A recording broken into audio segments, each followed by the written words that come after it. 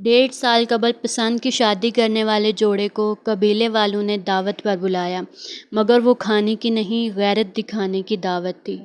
دونوں کو لے جا کر ایک چٹیل میدان میں کھڑا کر دیا جاتا ہے۔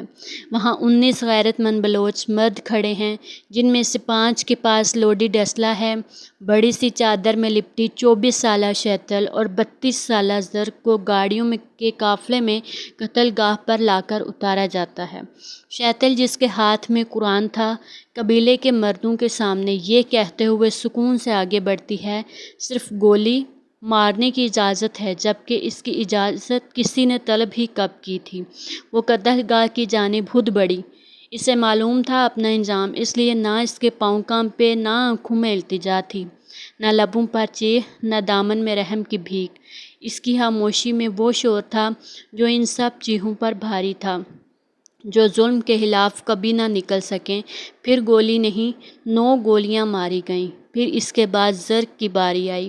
اسے دگنا ماری گئیں، صرف اس ایک جرم پر کہ اس نے من پسند انسان سے نکاح کیا تھا، اور موت سے کم سزا پر تو غیرت کو چین نہیں آتا۔ اس بلوچ قبیلے کی غیرت کو بھی سلام، جو غیرت کے نام پر اپنی ہی بیٹی کو بے غیرت مردوں کے مجمع کے سامنے لائے اور میدان میں کھڑا کر کے غیرت کی پگ پر ایک اور کلگی سجا لی۔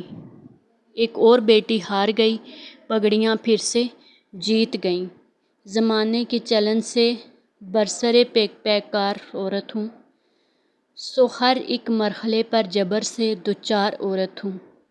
میرے اندر نمو پاتی ہیں آنے والی نسلیں بھی، خدا کے بعد میں تخلیق کا کردار عورت ہوں۔